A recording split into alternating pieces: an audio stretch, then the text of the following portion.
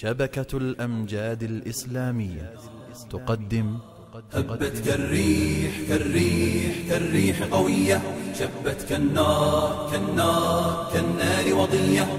هبت كالريح كالريح كالريح قوية، شبت كالنار كالنار كالنار وضية. سارت بالعزم فتية طارت كالصقر أبية، سارت بالعزم فتية طارت كالصقر أبية. أهلا أهلا قافلتي يا قافلة المهنية. هبت كالريح كالريح كالريح قوية، شبت كالنار كالنار كالنار وضية. هبت كالريح كالريح كالريح قوية، شبت كالنار كالنار كالنار وضية. سارت بالعزم فتية طارت كالصقر أبية، سارت بالعزم فتية طارت كالصقر أبية. أهلا أهلا قافلتي يا قافلة المهنية. هيا جيل المستقبل نسعى ونجد ونعمل، نرقى دوما للأفضل دون العليا لا نقبل. هيا جيل المستقبل نسعى ونجد ونعمل، نرقى دوما للأفضل دون العليا لا نقبل. أهلا أهلا قافلتي أهلا أهلا قافلتي أهلا أهلا قافلتي يا قافلة المهنية. كالريح قوية، شبت كالنار كالنار كالنار وضية. هبت كالريح كالريح كالريح قوية، شبت كالنار كالنار كالنار وضية. سارت بالعزم فتية طارت كالصقر أبية، سارت بالعزم فتية طارت كالصقر أبية. أهلا أهلا قافلتي يا قافلة المهنية. سيروا يا صحبي حتى نتعلم مهنا شتى، سيروا يا صحبي حتى نتعلم مهنا شتى. نتقن 5 أو 6 ونعول أخا أو أختا، نتقن 5 أو 6 ونعول أخا أو أختا. أهلا أهلا قافلتي أهلا أهلا قافلتي أهلا أهلا قافلتي. كالريح قوية، شبت كالنار كالنار كالنار وضية. هبت كالريح كالريح كالريح قوية، شبت كالنار كالنار كالنار وضية. إن الحمد لله نحمده ونستعينه ونستغفره ونؤمن به، ونعوذ بالله من شرور أنفسنا ومن سيئات أعمالنا. من يهده الله فلا مضل له، ومن يضلله فلا هادي له. ونشهد أن لا إله إلا الله وحده لا شريك له، ونشهد أن محمدا عبده ورسوله. الحمد لله رب العالمين الرحمن الرحيم مالك يوم الدين. إياك نعبد وإياك نستعين، وأشهد أن لا إله إلا الله وحده لا شريك له الإله الحق المبين. وأشهد أن محمدا عبده ورسوله المبعوث رحمة للعالمين، وعلى آله وأصحابه أجمعين. أما بعد، السلام عليكم ورحمة الله وبركاته. همدیاران عزیز، جوانان با دین و با دیانت، جوانان با ناموس و کسانی که در این خانه خدا حاضر دارند، یعنی حضور دارند، اولا از بارگاه خداوند مهربان در این وقت نزول رحمت همچون بنده عاجزانه و مخلصانه طلب میکنیم که خداوندا از نامی اعمال ما و شما خداوندا گناهامون عفو بگرداند، و بعدا ما و شما را خداوندا در راه اهدینا الصراط المستقیم هدایت بگرداند. جوانان عزیز، خیلی که در درس‌های پیشتر در روزهای گذشته به شما وعده داده بودیم که درباره چاریاران بعضی برادران سوال کرده بودند و شکر نعمت الله که ما و شما درباره حضرت ابوبکر صدیق رضی الله تعالی عنه مختصرا صحبت کرده بودیم و الان به یاری خداوند مهربان اگر خداوند ما و شما را فرصت بدهد درباره یکی از بزرگان دین مبین اسلام و دوم خلیفه جناب رسول اکرم صلی الله علیه و سلم با شما سخن میگوییم. اولا باید بنده مسلمان و همگی ما و شما که در اینجا حضور داریم شکر و سپاس برای او ذاتی که ما و شما را بهترین مخلوقات آفریده است و از همه نعمت بزرگش را برای ما و شما خداوند نصیب و روزی گردانیده است که اسلام است و بهترین پیغمبر را خداوند ما امتان را لایق دیده است که او پیغمبری مهربان را از پدر و مادر مشفق‌تر پیغمبری ما و شما گردانیده است و بهترین کتاب آسمانی را شکر نام الله نصیب ما و روزی شما گردانیده است و خوشا به حال جوانانی که در این یعنی حالت وقتی بسیار با ارزششان را در اینجا صرف کرده نشستند و خداوند هر کسی را روزی نمیگرداند که در این مجلس خیر شرکت بورزد. شکر الحمدلله رب العالمین که ما و شما را خداوند محبت خودش و محبت حبیبش و محبت چاریارانش ما و شما را به سوی مسجد آورده است. شکر الحمدلله باید ما و شما بسیار نعمت الله را شکرگزار باشیم که خداوند ما و شما را در این لحظه در اینجا جمع آورده است. و بعدا برادران ارجمند آمدیم در سر موضوعی که امشب ما با شما صحبت میکنیم. خداوند زبان ما را خداوند گویا بگرداند که و ما از ارواح این شخص بزرگ که دربارش سخن میگوییم اول از ارواحش اجازت میپرسیم که خداوند روح این شخصیت بزرگ را شاد بگرداند که در حالت زندگیش پیغمبر خدا صلوات الله علیه میگفت که عمر در راهی که برود شیطان میگریزد، از سایه عمر شیطان میگریزد و پیغمبر گرامی اسلام میگفت که قسم به نام الله اگر خداوند بعد از من پیغمبر میفرستاد هر آینه عمر پیغمبر می بود.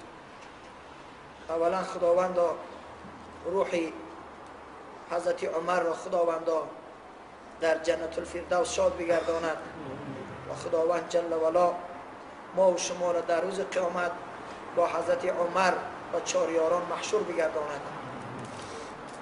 برادران ارجمند درباره حضرت عمر اول باید ما و شما بدانیم که حضرت عمر پدرش کی بود و کی تولد شده است و چند سال خلافت کرده است و در اسلام چه خدمت کرده است.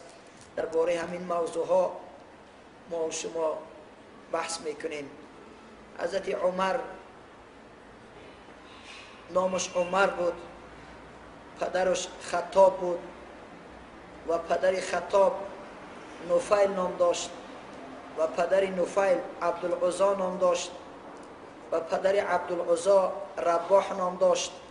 از قبیله مردم قریش بودند و به هفتم بابی جناب سرور عالم جناب رسول اکرم صلوات الله علیه جمع می شوند که وی کعب ابن لؤی نام داشت و همان در یک جا جمع می شوند. حضرت عمر رضی الله تعالی عنه یکی از سرداران مردم قریش بود و حضرت عمر سال تولدش 13 سال بعد از حادثه فیل تولد شدگی است. یعنی برای شما جوانان عزیز معلوم است که سال تولد جناب سرور عالم سال حادثه فیل بود. در همون سال پیغمبر گرامی اسلام به دنیا آمده است و 13 سال بعد از حادثه فیل حضرت عمر فاروق به دنیا آمده است و حضرت عمر رضی الله تعالی عنه چرا فاروق گفتن؟ برای وی فاروق گفتن که این قصه هست، انشاءالله با یاری خداوند در این باره گپ میزنیم. الان اولا اسلام آوردن حضرت عمر را برای شما بیان میکنیم و بعد از این چرا این را فاروق میگفتند در این باره بحث میکنیم. حضرت عمر رضی الله تعالی عنه اسلام آوردنش همین بود که اگر کسی پرسد که چندم صحابی بود و کدام سال بود، حضرت عمر فاروق رضی الله تعالی عنه سال 6 بعثت پیغمبر گرامی اسلام با همراه پسرش عبدالله آمده در خانه ابوالارقم ابن ارقم ایمان آوردند و 41 مرد بود حضرت عمر و 10 زن هم ایمان آوردگی بود. حضرت عمر رضی الله تعالی عنه با همراه پسرش 41 مرد ایمان آوردند. در آن حالت چخیل اسلام آورد؟ سبب اسلام آوردنش همین بود که یک روز حضرت عمر رضی الله تعالی عنه خواست کرد که در دست شمشیر را گرفت. وقتی که نام جناب سرور عالم در مکه مکرمه که بسیار فاش شد، آوازه شد که پیغمبر گرامی اسلام مبعوث به پیغمبری شده است، روز تا روز طرفدارش زیاد می شود. حضرت عمر در آن حالت بسیار بسیار سخت در شرک بود و مسلمانان را بد می دید و حتی صحابی ها در بین خودشان مشورت می کردن که یکیش می گفت که وقتی که به سوی حبشه هجرت می کردن می پرسید که شما کجا می روید؟ می گفتن که ما از یعنی ستم ظلم و مشرکین به سوی حبشه هجرت می کنیم. گفته وقتی که گفتن، حضرت عمر بسیار نرمدلی کرده، سخنهای زیبا گفت. وقتی سخن می گفت دیگر صحابه می گفتن که اگر خری خطاب ایمان بیارد عمر ایمان نمی آرد. در بین خودشان اینقدر از عمر می ترسیدن. یک روز در دست از شمشیر را گرفت حضرت عمر رضی الله تعالی عنه برای قصد در دست شمشیر بود. می گفت که میرم محمدی که صلی الله علیه وسلم از دین باباهی برگشته است، یعنی سرش را می گیرم. در راه وقتی که آمد نعیم گفتنی با صحابی روپرو شدند. پرسید که عمر با این شمشیر دستی که در دست لیچ از کجا می روی؟ گفت که محمد از دین بابایی برگشته است، رفته سر همین را بگیرم که مردم را از راه بیراه کرده است. نعیم گفت که تو عجب راهی بیزیب را یعنی اختیار کردی. پرسید که آیا تو هم از دین باباهات برگشتی؟ گفت نه، اگر تو فکر بکنی که در خاندان خودت، در خاندان خودتان، در خاندان شما خواهرت فاطمه با همراه شوهرش زید، سعید ابن زید ایمان آورده است. این نعیم میخواست که فکری حضرت عمر را بگرداند از راهی که قصد کرده است. گفت که ایمان آوردن؟ گفت بله، خواهرت فاطمه بنت خطاب ایمان آورده است با همراه شوهرش. حضرت عمر رضی الله تعالی عنه قصد داشت که خانه ابوالارقم ابن ارقم برود. شمشیرش را گرفت و به سوی خانه خواهرش روان شد.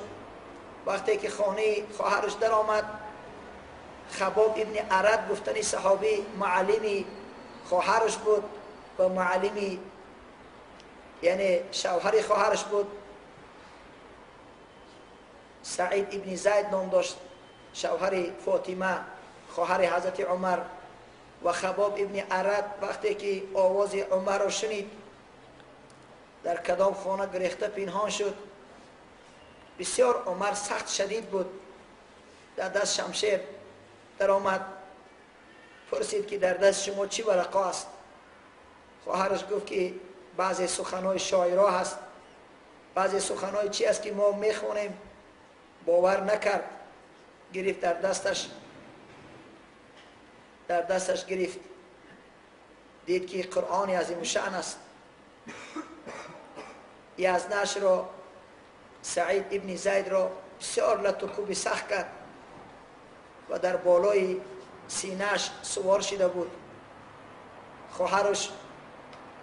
شوهرش بود، از دیگه صبر کرده نتوانست، رفت حضرت عمر را تیله میتیم گفت که یزدش را ماند و خواهرش را در زدن سر کرد.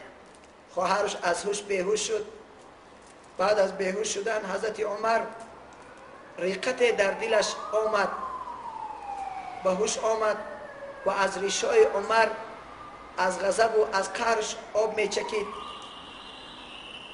بعد از اینکه خواهرش به هوش آمد، لب و دهانش پر از خون بود، گفت که خواهر جان میبخشی من تو را زدم، این صحیفه که در دست داره چی است؟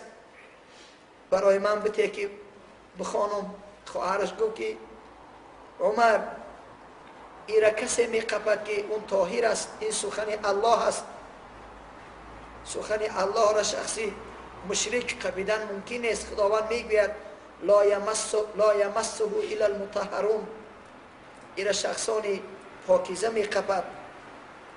حضرت عمر گفت که من چیکار کنم؟ گفت که برادر رفته سر دهت را بشوی. وقتی که سر دهش حضرت عمر شوست آمد، ریشاش تر بود از شوستن، آمد گفت که بته بخوانم. وقتی که شروع کرد سوره طه بود، در سوره طه چند آیت خواند که در اوجه هست که یعنی حق معبودیت ذاتی دارد که او خالق آسمان ها و زمین ها است، او بندگان آفریده است، اون ذات است که لایق پرستش او ذات دارد. حضرت عمر گفت که مرا پیش محمد برید. بود که خباب ابن ارد از جای پنهانیش بیرون برآمد، با آوازی بلند می گفت که من از پیغمبر گرامی اسلام دیروز شنیده بودم که سخنی گفته بود. این حدیث عبدالله ابن عمر است روایت میکند.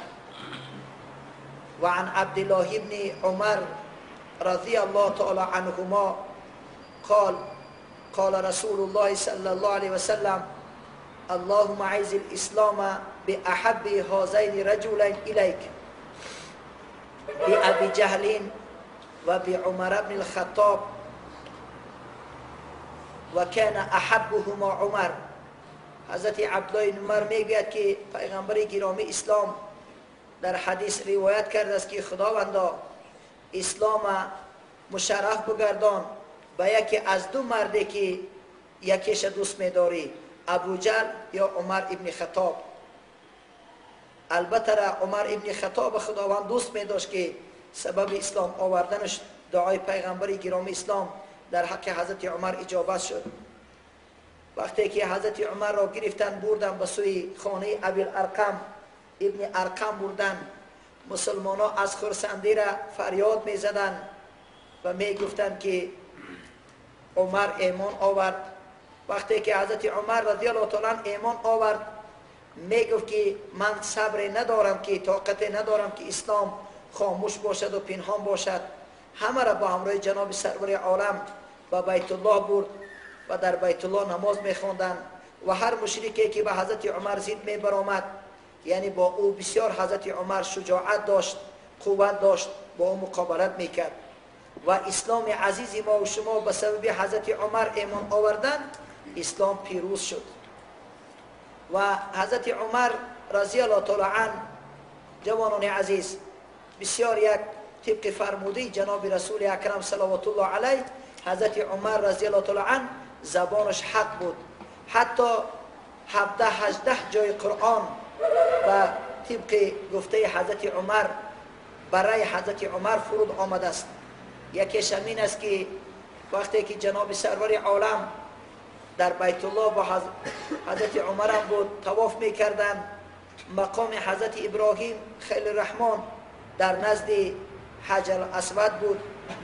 حضرت عمر گفت که یا رسول الله چی می شود که مقام حضرت ابراهیم را یعنی در موضع الهیده در یک جای الهیده مانند که این مکان حجر الاسود خودش موضع اجابت دعا است. اگر جای الهیده باشد مردم مسلمان وقتی که در نزد همین ها دعا بکنند خداوند به حرمت این موضع های مقدس دعاشون اجابت میکند. بود که خداوند آیت فرستاد واتخذوا من مقام ابراهیم مصلا. خداوند گفت که ای بندگان من موقع حضرت ابراهیم را پای قدمش را یعنی نشانش را جای الهیده بکنید که بندگان من در آنجا دعا بکنند. و در دیگر حضرت عمر رضی الله تعالی عنه برای مادرامون جفتای جناب سرور عالم میگفت که باید شما با ستر باشید، روی شما بیگانگان نبینند. بود که آیت آمد میگفت که یا ایها النبی قل لازواجک و بناتک و نساء المؤمنین ایدنین علیهن من جلابیبهن. خداوند گفت که حبیب من برای زنات، برای دخترانت، برای زنهای مؤمنین بگو که یعنی حجاب بکنن، ستر عورت بکنن. اینم برای حضرت عمر فاروق بود. و در دیگر جا که سبب حجاب سبب یعنی چند موضعی که در دیگر جای قرآن آمده است که وقتی که حضرت پیغمبر گرامی اسلام با همراه مسلمانان در جنگ بدر وقتی که غالب آمدن 70 تا مشرک در اوجا به قتل رسانیدن و 70 تاش اسیر کردن. در همان جا وقتی که بعد از اسیر کردن حضرت جناب سرور عالم با همراه صحابگان کرام در مشورت نشست. از حضرت ابوبکر صدیق پرسید که ابوبکر صدیق این مردم را مشرکینه که ما اسیر کردیم اینها را در چه حالت چه امر میکنی؟ تو رأی تو چی است؟ فکر تو چی است؟ ابوبکر صدیق رضی الله تعالی عنه میگفت که یا رسول الله این مردمانی که اسیر کردیم خیش تبار ما و شما است، یعنی فدیه بگیریم برای مسلمانان یاردم کردن و اونها را نکشته جواب بودیم. حضرت عمر پرسید پیغمبر گرامی اسلام گفت که ای عمر تو چی میگی؟ فکری تو چی است؟ گفت که یا رسول الله به خاطر اسلام به خاطر یعنی اسلام پیروز شود این مردم به قصد کشتن ما آمدن، اینها را هر کس خیش تبار خودش به قتل برساند. پیغمبر گرامی اسلام تبسم کردند گفتند که خداوند بعضی دلها را و بعضی دلها مانند می سازد. دل ابوبکر صدیق را به مثل حضرت ابراهیم گردانیده است و حضرت عمر را به مثل حضرت نوح گردانیده است که حضرت ابراهیم علیه السلام وقتی که کافران او را غم می دادند میگفت که خداوندا این بندگان تو است، اگر عذابشون میکنی اختیار داری، اگر مغفرتشون هم میکنی اختیار داری. لکن حضرت نوح علیه السلام میگفت که رب لا تذر علی الارض من الکافرین دیارا، خداوندا در روی زمین یگان خانه کافر را باقی مگذار. و حضرت پیغمبر گرامی اسلام رأی حضرت ابوبکر صدیق را قبول کرد و پگاهی حضرت عمر در نماز بامداد که اشتراک کرد حضرت پیغمبر گرامی اسلام با همراه همه صحابگان گریان بودند. پرسید که چی گپ است؟ پیغمبر گرامی اسلام که خدر گریه میکند و با همراه صحابگان یکی از صحابه گفت که پیغمبر گرامی اسلام گفت که اگر خداوند عذاب میفرستاد بغیر حضرت عمر و دیگر صحابه ما را در عذاب گرفتار میکرد. خداوند حبیب شه یعنی آگاه کرد که ای حبیبی من تو خطا کرده، تو باید مشورت حضرت عمر را قبول میکردی. بنابراین لحاظ حضرت عمر زبانش زبانی حق بود و زبانش زبانی هر حالتی که میگفت در حقیقت این بسیار حضرت عمر یک شخصیتی بود که بسیار شخصیتی بود که حضرت عمر فاروق وقتی که ابوبکر صدیق اینقدر برای چی فاروق گفتیم؟ فاروق برای وی گفتیم که یک روز یک یهودی با یک مسلمان منافق بود. این مسلمان به زبان بود و آنقدر دلش قطعی باور نداشت. با یک یهودی با همراه نامش مسلمان دعوا کردند. این یهودی میگو که نزد پیغمبری شما میریم، چی فیصله میکند؟ این منافق به نامش مسلمان میگو که نه، نزد بیا عالمای مردم یهود میرویم. و بالاخره نزد جناب سرور عالم رفتن. پیغمبر گرامی اسلام حکم بر فایده یهودی حکم کرد که ای مسلمان، تو نامت مسلمان است، تو رفته حق این کس ادا بکن. از نزد جناب رسول اکرم برآمدن. این به نام مسلمان گفت که به این حکم راضی نیستم، نزد عمر می رویم. وقتی که نزد حضرت عمر آمدن، در عمر رو تق تق کردن. حضرت عمر به چی کاری مشغول بود؟ از خانش برآمد، دید که دو مرد در خانش. گفت شما کی هستید؟ که ایش گفت که مرا میشناسی، من مسلمان هستم. این یهودی است. گفت که چه خدمت کنم؟ این یهودی گفت که عمر، من همین شخصی مسلمان حکم پیغمبر خدا را قبول نکرد، باید حق مرا ادا بکند، با نزد تو آمد. این مسلمان را پرسید که همه خیر است؟ گفت بله همه خیر است. گفت صبر بکنید. خانه در آمد. حضرت عمر فاروق شمشیرش را گرفت، آمد از دروازه برآمد و شمشیر زد. سر همین نامش مسلمان از تن جدا شد. گفت قسم به نام الله، هر کسی که امر رسول را قبول نمی سازد، حکم عمر برای اون کس همین است. از همینجا حضرت پیغمبر گرامی اسلام حضرت عمر را چی گفتک؟ عمر فاروق گفتک. حضرت عمر فاروق در 10 سال خلافتش عجب کارهای کرده است. در 10 سال باید مردم فارزبان، مردم ایران زمین، همه خصوصا مردم فارزبان ایران، افغانستان و تمام فارزبان‌های دنیا، همه که در یعنی قید حیات هستند، الان باید در حق حضرت عمر سخنهای نیک بگویند، در حقش دعا بکنند. چرا؟ سبب اسلام قبول کردن مردم فارس در خلافت حضرت عمر بود. دو امپیر کلانی که روم و فارس بود، در خلافت حضرت عمر یعنی اونها اسلام قبول کرده هستند. حضرت عمر در بدنش لباسای کندگی داشت و طعام زیبا هم نمیخورد. در هر جا که وقت میافت خوابش میبرد، خواب میکرد و هر طعامی که میافت همو را میخورد، استعمال میکرد و یگان دعوای هم نداشتک. حضرت عمر فاروق در دوران خلافتش شبها در کوچه ها میگشت. شبها در کوچه ها میگشت که مبادا یگان شخصی کمبغل، یگان شخصی گرسنه باشد، اون را یافته یگان یاردن بکنیم. و در کوچه ها نظر کرده میگشت که یگان دزدی نشود. حتی یک شب خودش تنها در کوچه شهر قدم میزد، پایان مدینه منوره رفت. در همونجا نظر کرد که یک شخص در دهه در نشسته است و از درون خانه آوازی نالیش میبراید. نزدیک آمد، پرسید مرد را که تو چرا گریه کرده نشستی؟ گفت که ای برادر، عائله‌ام در حالت تولد است، من در اینجا نشستم، یگان زن نیست که او را یاردن بدهد و یگان چیزی نداریم که او را بعد از تولدش، یعنی یگان چی باید زن بعد از تولد یگان چی گرماگرم او را استعمال بکند که تولد کردن بسیار مشکلی دارد. حضرت عمر این سخن شنید، دوان خانهش رفت. عائله‌ش ام کلثوم دختر حضرت علی را گفت که ای ام کلثوم، قسم به نام الله پگاه خداوند از ما میپرسد که تو چی کار کردی؟ گفت که امیر المومنین چی گپ شده است؟ گفت در پایان شهر زن تولد میکند، در خانه چیزی ندارد، یگان زن یاردمچی ندارد. اگر میروی با من خیز بریم همون یاردم بکنیم.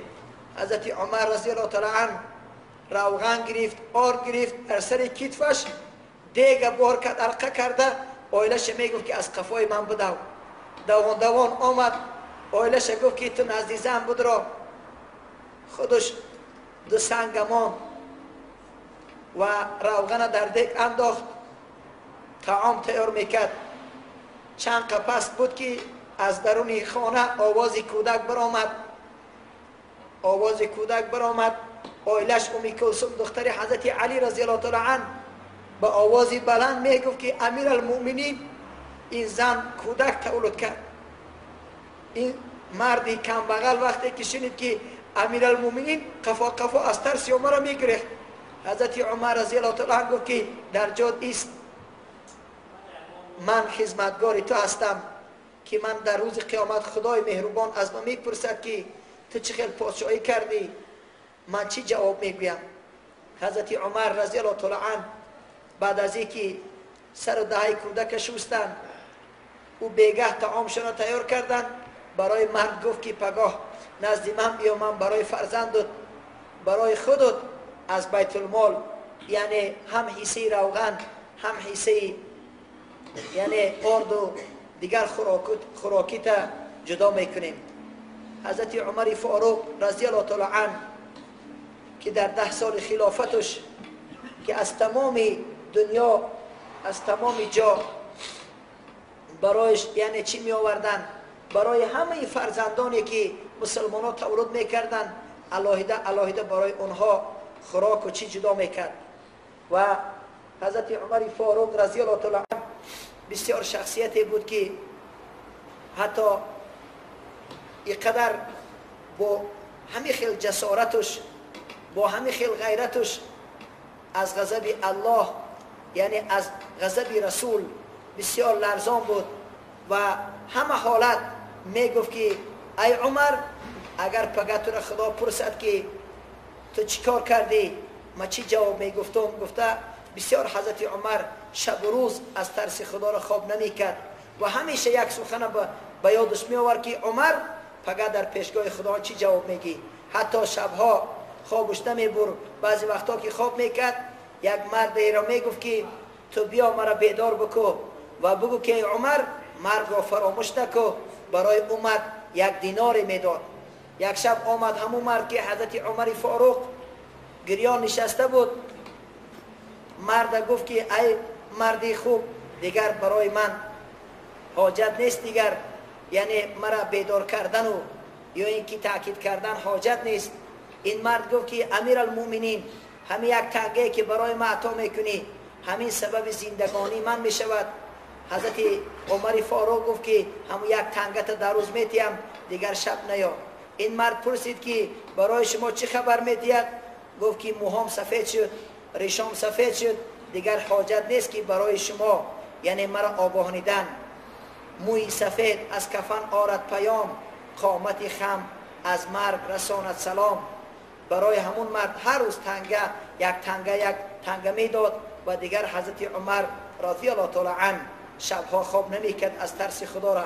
حتی در کوچه ها میگشتک حضرت عمر فاروق کودکا را میدید، میگفت که ای کودکا در حق من دعا بکنید. کودکا میگفتن که تو امیر المؤمنین هستی، میگفت که دل شما پاک است، شما دست به گناه نزدید، شما دعا کنید که خداوند مرا در روز قیامت رحمت بکند.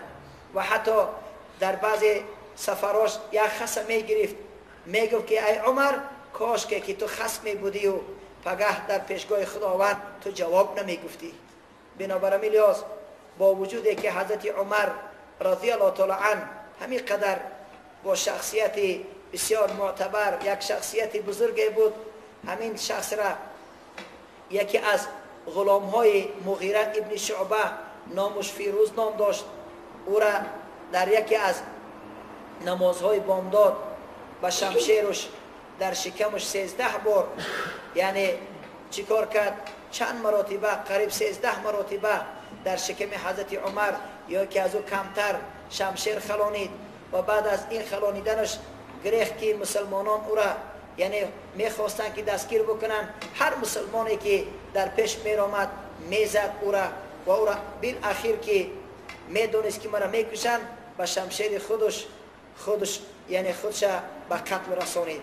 و حضرت عمر فاروق بعد چند روز پس از دنیا گذشت، بعد 3 روز پس و حضرت عبدالله پسرش او را شسته جنازه کرد و پیش از جنازه کردنش پیش از وفات کردنش حضرت عمر فاروق عبدالله پسرش روان کرد که برای عایشه مادر مانه بگو که اگر برای من اجازت بتید که در بری دو یارم اگر اجازت یاد در همو جمع را دفن کنن. حضرت عبدالله از عایشه مادرمان اجازت پرسید.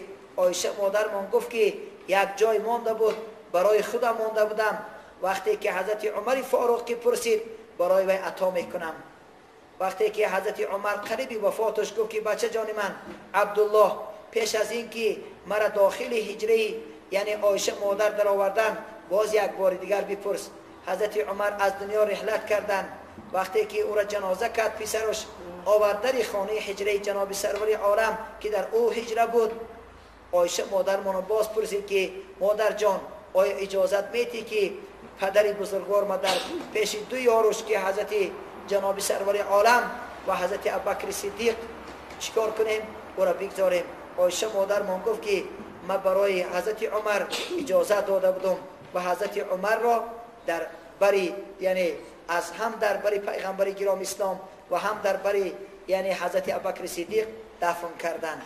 درباره قصه حضرت عمر سخن زیاد است، لکن مختصرا همین است که عمر بسیار شخصیتی بود که اکثر دنیا یعنی در خلافت حضرت عمر اسلام آوردگی است. حتی از کرامات حضرت عمر رضی الله تعالی عنه این بود که در وقتی که در مصر هر سال دریا یعنی چی میشد؟ دریا بند میشد، یک دختر زیبا را در همه حالت چی کردنش یعنی جمع شدن آب عروس کرده او را در همه آب می انداختن، آب بعد برای خودش جاری میشد. وقتی که حضرت عمر فاروق نمایندش روان کرده بود در همین حالت در همون جرسید که یک دختر زیبا را چی کار میکردن؟ یعنی زیبا کرده در آب می انداختن که من کرد. گفت که شما این کار نکنید. وقتی که این کار که من کرد نماینده حضرت عمر اون مردم گفتن که آب جاری بکن. وقتی که این من کردی این نمایندش به حضرت عمر خط نوشت که ای عمر فاروق این مردم در همین کار هر سال در همین عادت داشتیم و آبش من از جاری نمی شود، ما چیکار کنیم؟ حضرت عمر مکتوب نوشت که ای آب تو هم مخلوق خدا هستی، من هم مخلوق خدا هستم و یعنی اگر که تو مخلوق خدا باشی یعنی تو جاری شو. گفته مکتوب نوشته روان کرد. وقتی که مکتوب را در دریا که انداختن دریا یک جای چیکار کرد؟ جاری شد. و در یکی از صحابای کرام میگن که ما وقتی که در طرف همین ایران مردم ایران قطعی به سوی اسلام وقتی که دعوت میکردیم دعوت قبول نمیکردن، بنی برزیدی ما جنگ میکردن. ما در یک مکانی بودیم که 3000 کیلومتر از مدینه منوره دورتر بود و دشمن میخواست که بالای کوه براید یعنی از بالای ما را یعنی نابود بسازد. حضرت عمر فاروق در بالای منبر خطبه میخواندک.